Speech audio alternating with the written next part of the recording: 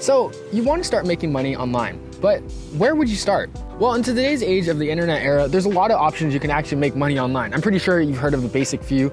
Start a dropshipping business, start an Amazon business, start selling on eBay, start affiliate marketing. Well, today, let's dive into the question on how to start making money online video editing. First off to mention, today we are at the beautiful campus of USC. I'm actually attending a program here for journalism, and I thought it'd make a great opportunity to take a day in the life video of what it's like being a student here at USC, combined with giving you guys some tips on how to make some extra cash online. But first off, let's go ahead and take a walk.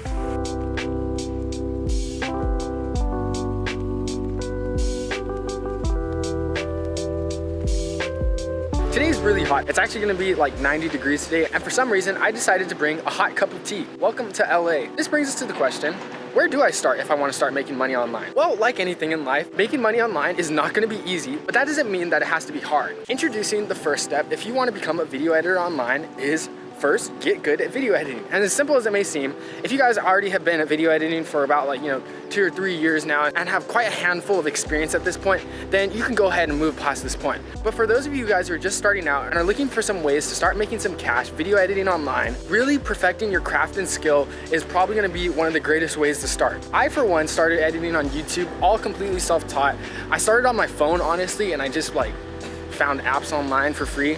How to edit this, how to edit this, how to edit this with this app. And you'll actually be surprised with how much you can learn on YouTube. Heck, you're learning right now. And with that also comes the investment of gear and equipment. Making sure that you have the proper equipment for the job, such as having just a high processing computer, a laptop. I personally use a MacBook Pro M1 chip, really fast. And I also subscribe to the Adobe Suite for editing applications such as Premiere Pro, After Effects, all in one bundle. Really helps me get the job done. Before starting out, I highly recommend that you have all these areas in check before moving on.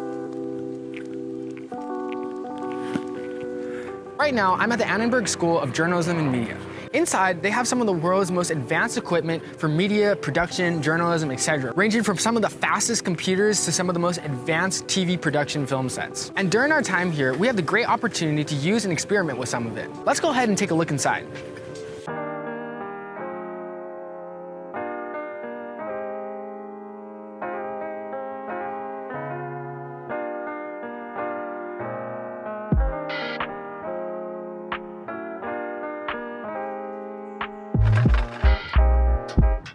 Let's discuss our very first option to making money video editing online.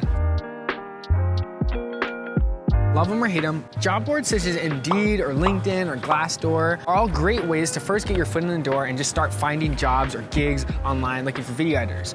Typically, I'll go on these sites and just search remote video editor needed or urgently hiring. And most of the time, I'll be able to come across a good 25 or so listings. Of course, not all listings are gonna be perfect for you, but it's just a great way to start. Also, an oddly contrasting way to this method, don't apply to these listings on these job boards. Just loading yourself into the applicant tracking system is probably one of the worst ways you can ever land a job online. More preferably, use these listings as an opportunity to go find these companies online and go to their website and find an email that you can contact. But typically, sending a personal email to the employer or hiring manager is gonna be 10 times more personable than just information loaded in an applicant tracking system, and will definitely have much more of an impact on your employer in terms of you getting hired than just submitting a form. So, this right here, Jonathan Dong, y'all go follow his Instagram at Jonathan Dong with 2 P's at the end.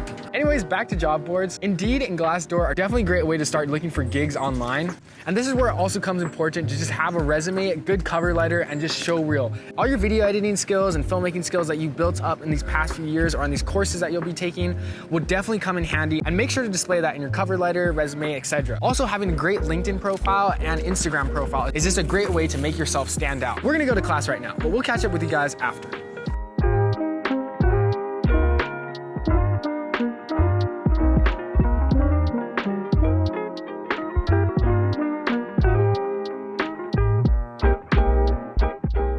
All right, guys, we're now in class right now. I'm here with Io, Lim.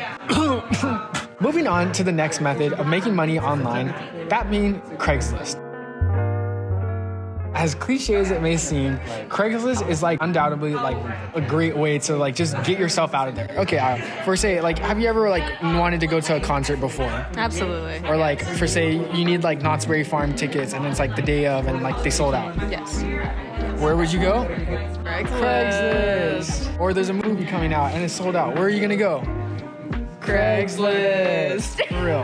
Craigslist is a great way to post your video editing services online. It takes like $5 a month to make a posting. You just type up video editor online, video editing services. Or if you're a filmmaker in the area, you can say filmmaker services. You can add locations, you can add filters to which type of projects you're working. You can add all descriptions. And I thought, as sketchy as it may sound, I thought it was super sketch and I thought it wouldn't work. But trust me guys, really try this one out. I tried it out for like a month and I got like 2 additional clients emailing me about video editing work that like from Craigslist, and it completely blew my mind. So definitely one option to take note of. I would really recommend, just at least, please guys, try starting a Craigslist if you can. Really helpful, will really help change the game. But anyways, we're gonna go to lunch now and we'll see you guys in a bit.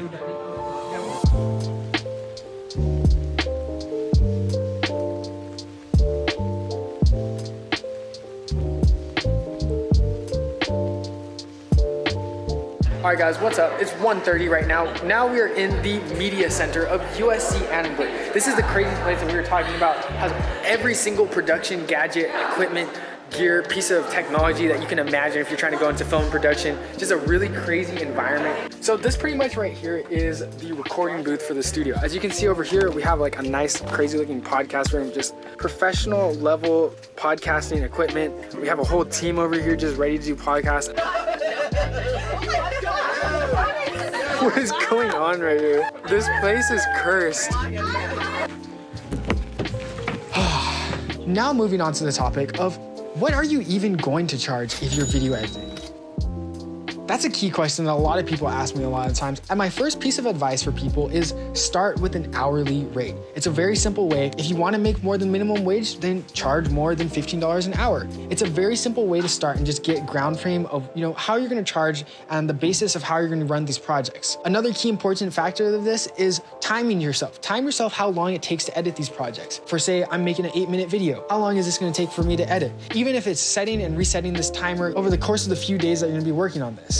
If it takes you 10 hours to edit this 8-minute video, then charge 10 times your hourly rate. Using a day rate is also an option that some people prefer, but personally, I just think it just leads to complications and is not as clear as setting an hourly rate.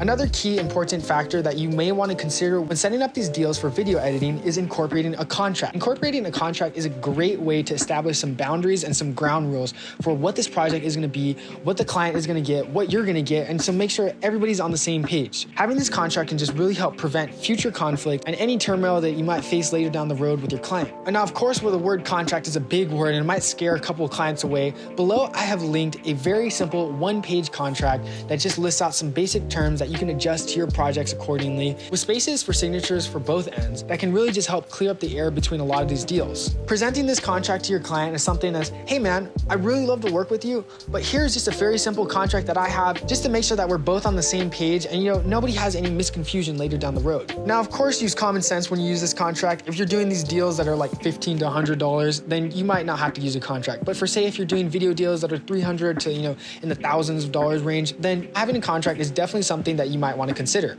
Overall, when it comes to pricing, just be honest with yourself. You'll find that if you be truthful with how much you're worth and how much you think the work is worth, you'll really be able to come to some prices that make you satisfied and you'll be getting fairly compensated. But first, let's go ahead and get out of this media room real quick.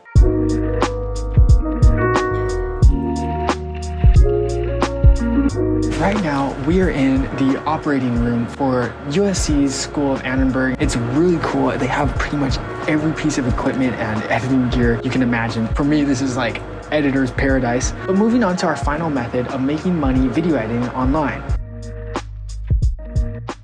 Instagram and social media. You guys have to leverage your social medias for sure, no doubt. Throughout the past year alone, I've been able to extremely expand my client reach and base solely through Instagram and Facebook, but not just normally using Facebook and social media. I'm talking about actually using these platforms to network. Now, basically, how do I get clients on social media? The first thing that I always recommend to anybody starting is you have to message people. Don't be afraid to message people, send people a DM, leave a comment. Don't leave those spammy comments, but leave a comment. And and just try to build relationships with others. Even if it's just saying, hey, so-and-so, I like this post, or hey, so-and-so, like this work that you did with so-and-so. Let me know if you ever need any help. Talking and just networking with these people through social media and Instagram has built countless relationships that have led to numerous gigs and clients in the future. Now, one important thing is please don't look at these people as just outlets of revenue that can gain you clients. As obvious as it may seem, you do have to respect these people and acknowledge that you're taking their time. For example, here are some messages that I would send out to people for say. The first thing I'm probably gonna do is just introduce myself. Hey man, what's up? My name is Devin. Next, moving on to the compliment. I'm gonna be sure to definitely highlight or compliment something that I find attributable about their profile or work. I saw this work that you did with so-and-so. Really like this. Or hey, I saw that video that you posted on this website. Really love the camera movement. Simple compliments like this will really go a long way in the field of networking and building relationships. And lastly, I would just move on to a pitch. And now this does not have to be a sales pitch. And actually try not to make it a sales pitch, but just something simple as, hey man, I live in LA. If you ever need any help with any extra video or photo help, definitely for sure let me know. What I've actually found really interesting throughout my past years of just networking and talking to people is actually anti-network networking. This form of just pretty much not trying to push yourself as much as possible or pitch the hardest pitch to your clients. Just be yourself, be attributable, be kind, be polite, and trust me, you'll build really strong relationships. And lastly, the most important part about this is consistency. You have to be sending out these messages every month or every week for say. I try to aim to at least send out 50 messages per month, minimum. If I can do more, better. Even sending a video or audio message like you can do on Instagram is even more impactful and will leave greater of an impression on the people you're trying to reach out to. Also, not to mention, how do we find these people? For me, it's simply just going through Instagram for like 3-hour, I call it deep dive searches. And I just go through the people that I want to work with. Who are they tagged? Who are they following? Who does this person like?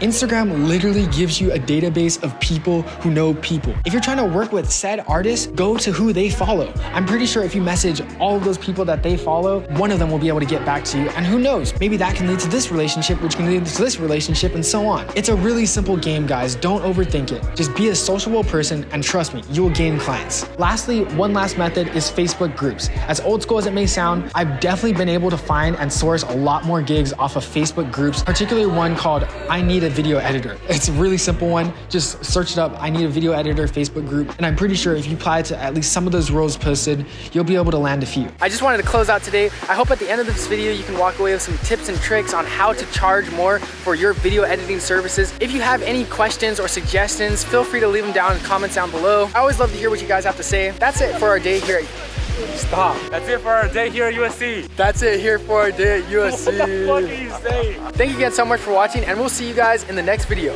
Peace.